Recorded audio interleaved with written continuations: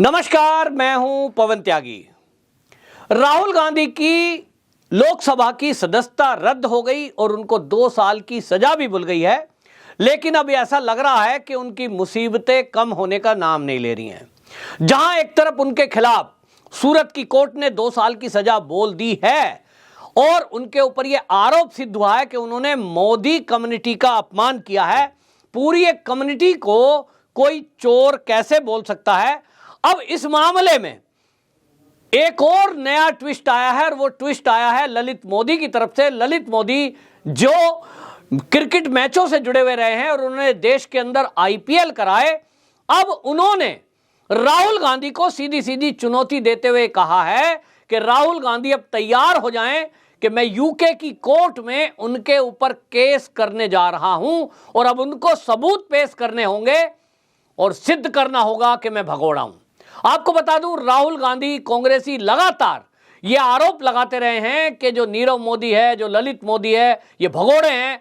और राहुल गांधी ने तो कर्नाटक की रैली में, जिसको लेकर उनके ऊपर सजा बुली है और सदस्यता रद्द हुई है, उन्होंने ये कह दिया था कि क्या कारण है, देश के सभी मोदी चोर हैं।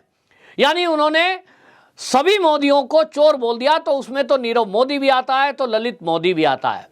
अब ललित मोदी ने जो ट्वीट किए हैं, उन ट्वीट से ये जाहिर हो रहा है कि अब क्रिकेट से जुड़ा हुआ ये जो धुरंधर है, ये अब कांग्रेसियों को बख्शने के मूड में नहीं है। और अगर यूके की कोर्ट में एक ये केस दर्ज हुआ तो निश्चित जानिए कि राहुल गांधी की मुसीबतें बढ़ेंगी।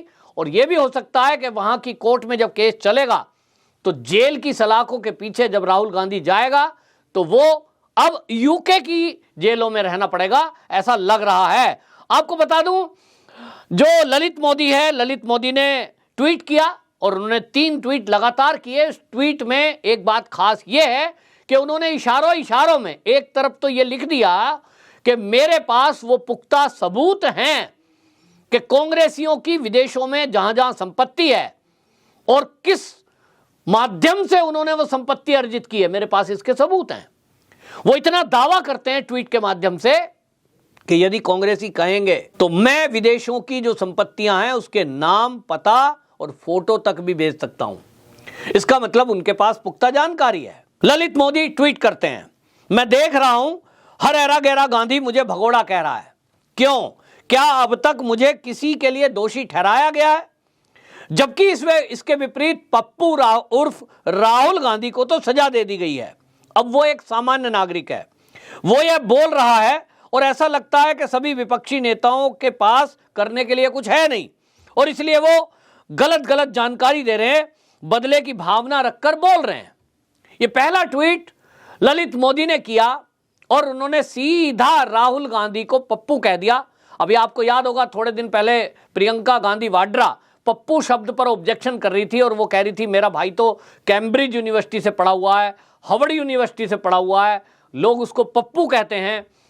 अब ललित मोदी ने भी उसको पप्पू कहा है, क्योंकि उसको पप्पू ना कहें तो क्या कहें कि जिसने अपने आप अपने पैर पर कुल्हाड़ी मारी और खून को बहने दिया, यानी इलाज कुछ नहीं किया।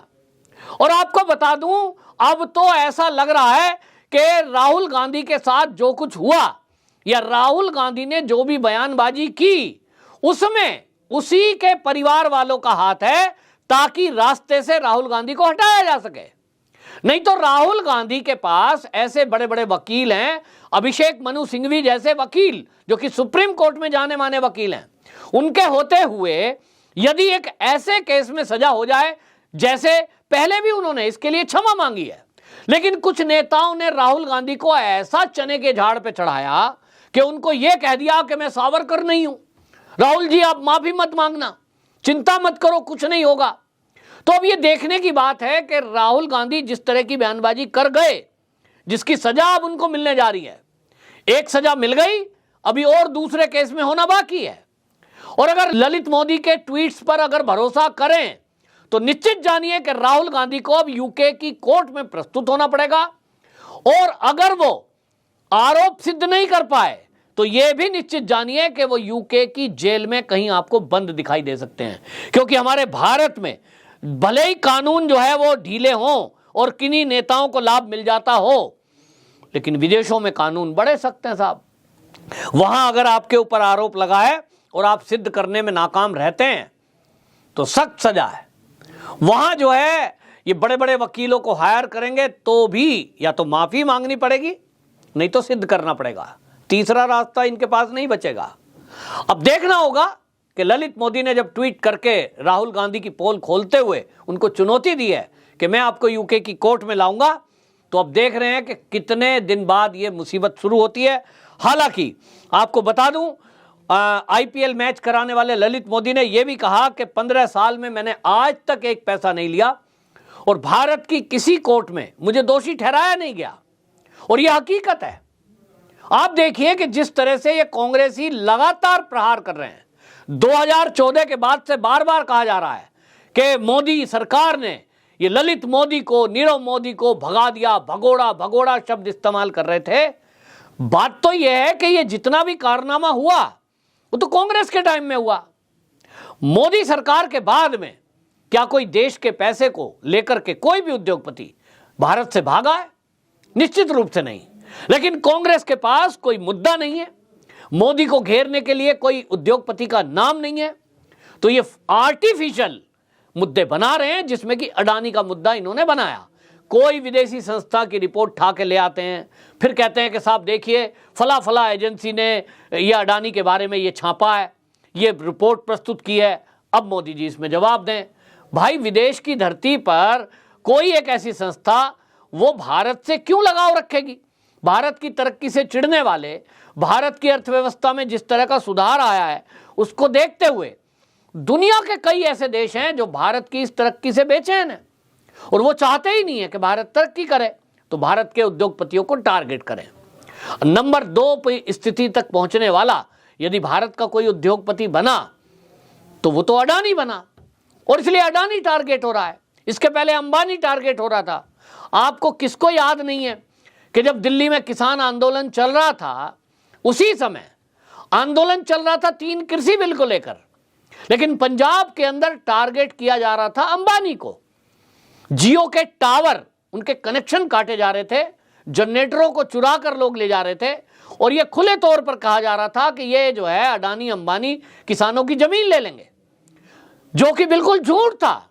लेकिन उस समय इस झूठ को इतनी बार बोला गया, उसमें कांग्रेस सबसे आगे थी और पंजाब में कांग्रेस की सरकार थी।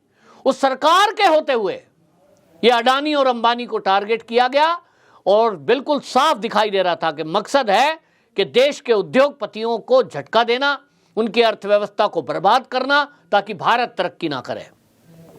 अब ऐसा कोई देशवासी यदि है कि वो भारत में रहता है, भारत का खाता है और वो भारत का नुकसान कर रहा है, भारत की अर्थव्यवस्था को चौपट करने में लगा है और विदेश की मदद लेकर उनकी मदद कर रहा है, चाहे वो अमेरिका हो चाहे ब्रिटेन हो, उनकी मदद कर रहा है, ऐसे लोगों को क्या कहेंगे? एक ही शब्द है, देशद्रोही। अब ये देशद्रोही कौन कौन हैं, इसको सिद्ध करने के लिए अब जनता अपने विवेक का इस्तेमाल करे, देखे देश में चल क्या रहा है।